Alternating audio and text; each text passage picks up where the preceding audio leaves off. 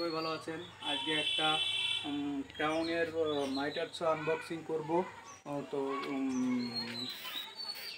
এটি হচ্ছে মাইটার ছ ক্রাউন কোম্পানির প্রফেশনাল সিটি 15285 এস মডেল। এটা মাইটার ছ। তো আজকে আমি মাইটার ছটা আনবক্সিং করব। হ্যাঁ, আমার সাথীমা ওর সাথে আনবক্সিং করবে। তো সাথীমার খুব শখ, সে একটু মেশিনটা আনবক্সিং করবে। তো সে এখানে থাকুক, সেই জায়গায় দেখবে আসলে মেশিনটা দেখি কেমন। হ্যাঁ, আমরা নতুন মেশিন নতুন মেশিন। তো এটি আমার সাথীমা আনবক্সিং করতেছে। হ্যাঁ, সে খুব শখ মেশিন আনবক্সিং করা। তো এর ভিতরে কী কী আছে তো দেখি।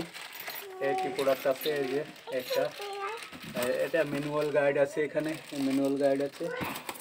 এটি ডাস্ট কালেকশন ব্যাগ আছে একটি, এই যে। তো এটি এগুলো রাখলাম, এই সাইডে রাখলাম।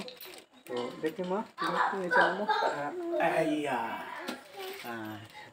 দিলাম এখানে। তো এটা দেখি কি অবস্থা এর ভিতরে।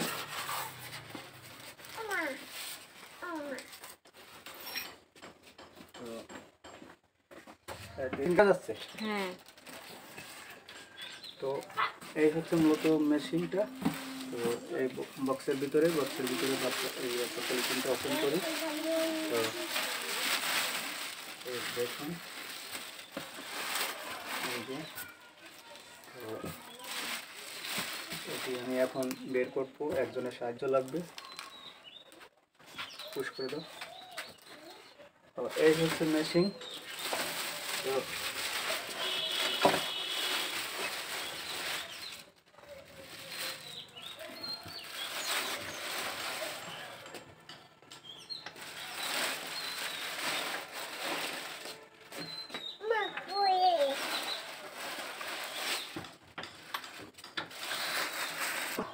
মেশিনটি তো দেখতে পাচ্ছেন। তো আশা করি পুরোটা দেখা যাচ্ছে। তো আমি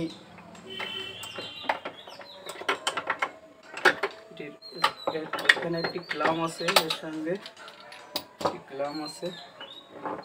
তো ক্লামটা আমি সেট করে দেখাচ্ছি। আগে আমি এগুলো এখানে লক করা আছে, এগুলো ঠিক করে নিই। তারপরে এগুলো ছাড়িয়ে আমি মুভিং করতেছি। এটি হচ্ছে মুভিং সিস্টেম, স্লাইড করা যাবে। তো এটির ফুল লুক হচ্ছে এটি পুরো। এটা হচ্ছে বিভিন্ন অ্যাঙ্গেলে কাটার জন্য।